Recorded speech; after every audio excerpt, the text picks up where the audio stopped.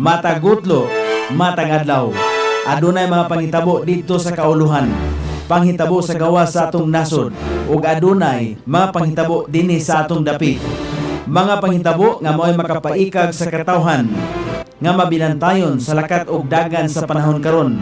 Itanyag ning istasyon DXSR ang 7 o'clock Breakfast News.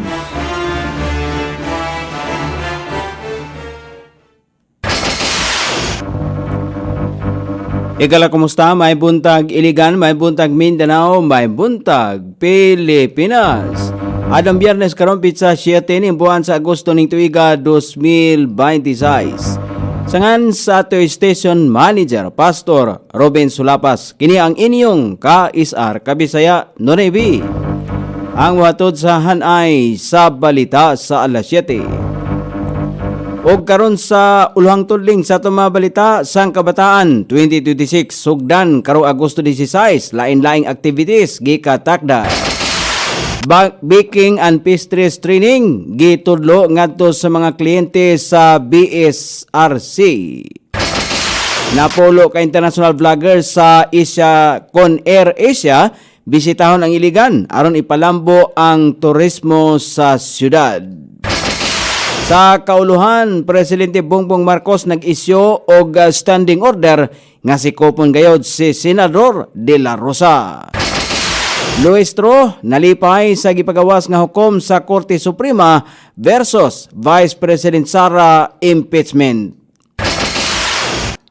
Kapin 6,000 ka mga pamilya apektado sa bagyong Luis.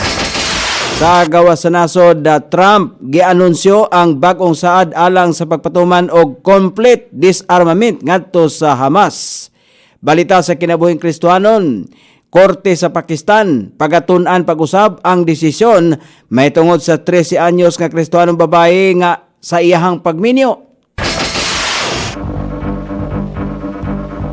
Kini ang ulohang tudling sa atong mga balita nga dalit kanato ning istasyon.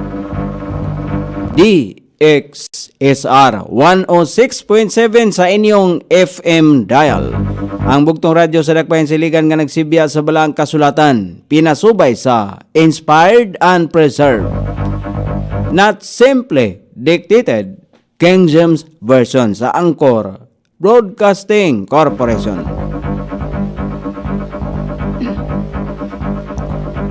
O karon sa kompleto nga detalye, gikatakda sa Iligan City ang pagsaulog sa kabataan. Linggo ng Kabataan 2026, gikan sa Agosto 16 hangtod sa 22. Magsugod ang mga aktibidad sa Agosto 16 pinagi sa Bamboo Growing ug Medical Mission sa Barangay Bonbonon. Pagka Agosto 17, ipaigayon ang serbisyong Iliganon Asenso Opportunity Bazaar sa Robinsons Iligan ug ang Canvas Painting sa Ethnic Center. Mosunod ang Chess o Quiz Bowl sa Robinsons Iligan sa Agosto 18. Gikan sa Agosto 19 hangtod sa 20, ipegayon ang Pickle Bowl sa Asenso Gym. Samtang ang Mobile Legends sa tournament matigayon gikan sa Agosto 19 hangtod 21 sa Robinsons Iligan. Ipegayon usab ang Love Revolution 2.0 sa Anahaw Amphitheater sa Agosto 21. Matapos ang kasaulugan sa Agosto 22, pinagi sa culmination program o awards night sa City Public Plaza. Gitudloan ang mga kliyente sa Balay Silangan Reformatory Center BSRC o kahibalo kabahin sa Baking o Pastries. Gisugdan kini niadtong Hulyo 17 o ngadto sa 31 nga naglangkob sa banana o carrot cake baking training. Kini pinagi sa serye sa livelihood training program nga gitanyag sa Cooperative Development and Livelihood Office CDLO sa LGU Iligan. Ang training naghatag og sa mga kliyente og kahibalo og husto nga pag-andam sa mga ingredients sa pamaagi sa pagsagol sa mga ricados, proseso sa pagluto ingon man ang nindot nga presentasyon sa paghuman sa mga cake. Pinaagi nini mas mapauswag sa mga partisipante ang ilang praktikal nga kahanas sa baking o mamahimong parte sa pagpangandam alang sa panginabuyan og posibleng oportunidad sa trabaho sa mga panaderya pastry shops o uban pang adunay kalabutan sa industriya.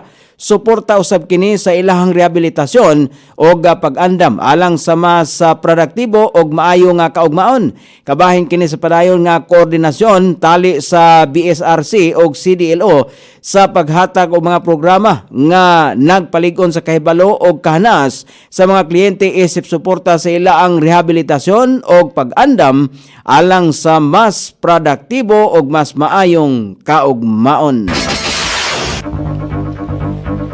Bisitahon sa napulo ka international vloggers gikan sa AirAsia, usa ka airlines company, ang Iligan City karong adlaw, Agosto 7 aron i-feature ang syudad isip City of Waterfalls.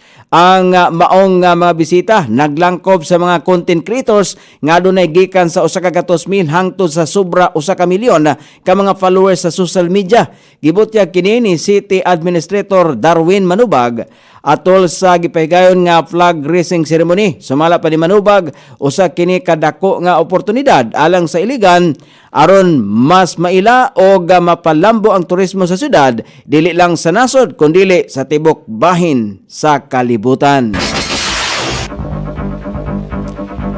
O karon sa balita sa kauluhan, gikompirmar ni Palace Press Officer Undersecretary Claire Castro nga adunay standing order sa Presidente Ferdinand Marcos Jr.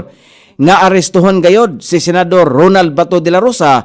Sumala pa niya, nagpadayon ang mga operasyon sa concerned government agencies kalabot nini. Gisulti usab ni Yossi Castro nga gitugyan na nila sa Department of Justice o sa Department of the Interior and Local Government ang pagtubag sa mga hagit sa pag-aresto sa senador tungod kay sila sumala pa ang mas nakahibalo sa mga operasyon nga kinahanglan aron mapaspasan ang pagdakop sa magbabalaod. Kasamtangang gipangita sa mga otoridad si De La Rosa human mag-isyu og warrant of arrest ang International Criminal Court batok sa senador. Bisan pa man ini, gisiguro usab ni DILG Secretary John Vic Remulla nga bisan hain man sa mga otoridad, kinahanglan ang legal nga proseso ay pahingpit nga ma-extradite ang senador sa ubang nasod. Isa si De La Rosa sa gihinganan sa International Tribunal nga co-perpetrators sumala pa ni kanhi Presidente Rodrigo Duterte sa kasong crimes against humanity nga adunay kalabutan sa sumala pay mga pagpatay sa ilalom sa war on drugs. Si De La Rosa ang nagsilbing hipi sa Philippine National Police sa ilalom sa Duterte administration nga nangulo sa pag-implementar sa mga operasyon sama sa Oplan Tukhang o Project Double Barrel. Nauna na usab nga gibarugan ni De La Rosa o ang iyang legal counsel nga walay jurisdiksyon o basihanan ang ICC nga mudakop sa usa ka Pilipino nga walay otorisasyon gikan sa mga lokal nga mga hukmanan. Gipadayag sa mga opisyal sa House of Representatives ang ilang dakong pasalamat sa Korte Suprema sa pagpanalipod o pagsuporta sa ilang constitutional power taliwala sa mga legal nga hagit. Namugo si House Prosecution Panel Chief Representative Jinky Luistro nga ang Korte Suprema mismo ang nagpahamtang sa pag-ila sa eksklusibong gahom sa Senado isip usa-usab ka impeachment court aron masayod og modesisyon sa tanang kaso sa impeachment. Alang kang Luistro, usa kini kamayong balita kay timailhan kini nga buhi og naglihok gihapon ang demokrasya og batakang balaod sa nasod. Gumikan sa pagka-dismiss sa tanang petisyon, gipahalipayan sa maong liderato ang katawhang Pilipino sa pagpadayon sa katungdanan sa kapulungan tungod sa maong hukom labing pinakakon gipangandaman karon sa mga piskal ang pagsugod sa formal nga paghusay sa korte sa impeachment. Gilauman usab nga mas magpadayon ang ilaang pagsilbi o pagpatuman sa hustisya nga walay gidapigan. Sumala pa sa reports nga gipagawa sa National Disaster Risk Reduction and Management Council, moabot sa kapin 6,000 ka mga pamilya ang naapektuhan sa bagyong Luis sa Bicol Region, Zamboanga Peninsula ug Bangsamoro Autonomous Region in Muslim Mindanao. Pito ka mga lugar sa Zamboanga Peninsula ug BRMM ang nagpabiling gibahaan samtang gisuspindi ang biyahe sa siyam ka mga pantalan sa Calabarzon ug Bicol nga nagresulta sa pagka-stranded sa duulan 500 ka mga pasahero. Sumala pa sa Department of Social Welfare and Development, nagkantidad na og kapin 280,000 pesos ang hinabang nga napod-apod ngadto sa mga apektadong residente sa Bicol Region. Samtang ang provincial nga pangagamhanan sa Camarines Sur ang nagdeklara og red alert niadtong Agosto 1 isip tubag sa hulga sa bagyo. Padayon paghapong gipataas ang pasidaan sa amihanang bahin sa Luzon, diin gipaabot nga masinati ang kusog nga mga pagulan hangin sa kasamtangang panahon. O karon sa balita sa gawa sa nasod, gianunsyo ni US President Donald Trump nga andam siyang suportahan ang plano nga complete disarmament ngadto sa Hamas o uban pang rebuilding grupo nga nagdumala sa Gaza. Gitawag ni Trump ang naasoing lakang isip pamaagi aron nga makakuha og kalinaw o kagawasan ang mga Palestinian sa Gaza. Apan ang naasoy nga panagsabot gihulat ang tubag sa Israel aron nga matuman ang naasoing plano. Sumala pa sa political analyst sa Israel, dakong posibilidad nga dili mosugot ang Israel niini tungod kay pakyas niini ang naasoing kasabutan nga apilon ang demand sa Israel. O karon sa balita sa kinabuhing Kristohanon, gimanduan sa Federal Constitutional Court sa nasod sa Pakistan ang paghimo og review ngadto sa kaso sa 13 anyos nga Kristohanong babae nga giminyuan sa nagkidnap kaniya. Gitugutan sa nasoding korte ang pag-review sa karaan niining ruling human nga magpetisyon ang ihang pamilya nga piki ang dokumento sa ilahang pagminyo kay 13 anyos pa ang naasong babae samtang siya gikidnap o gipugos sa pagpakasal. Ang karaang ruling sa korte gisaway sa mga katawhan human nga gitugutan sa nasoding korte nga mahitabo kini. Tungod niini, giila sa mga katawhan ang pagkadelikado sa sitwasyon. Diin, pakaslan ang mga babaeng Kristohanon aron mapugos nga mobalhin og tinuhuan. O karon sa kahimtang sa pagbanabana sa dagan sa panahon, ang bagyong Maymay nahimo na lang nga low pressure area nga nakini mahimutang sa 565 km sa sidlakang bahin sa Itsagi, Isabela. Samtang ang southwest monsoon paday makaapektar sa central ug southern Luzon ug sa western section sa Visayas. Samtang ang laing bagyo nga napa sa gawas sa nasod nga gitawag og Dolphin ana kini mahimutang sa 1,095 km sa northeast of extreme northern Luzon nga nagdala kini og gikusgon ngangin nga 140 km matag oras nga adunay pagkuso-kuso nini nga 170 km matag oras. Nag-irog kini sa gikusgon nga bahin sa gawas sa nasod sa 20 km matag oras. Ang Occidental Mindoro, Metro Manila, Pangasinan, La Union, Pinguet, Zambales, Bataan, Tarlac, Pampanga, Bulacan, Rizal, Cavite, Batangas, Laguna, Antique, Batanes ug Babuyan Islands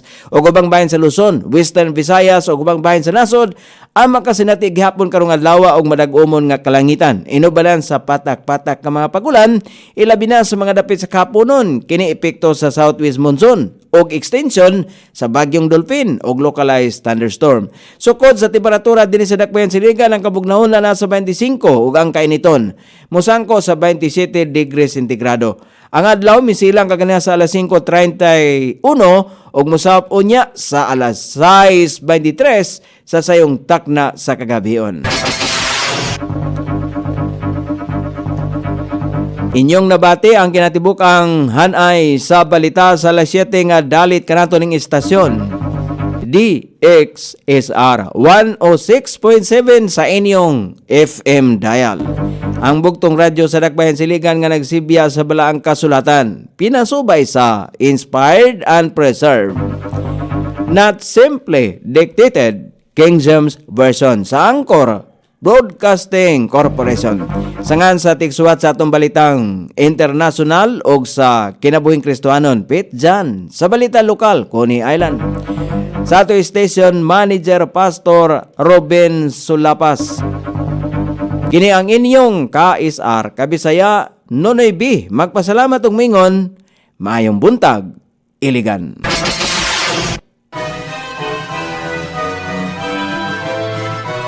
inyong nabati ang 7 o'clock breakfast news. Hangtod na usab og mga adlaw sa samang takna o sa samang istasyon. Daghang salamat sa iyong pagpaminaw ug maayong buntag.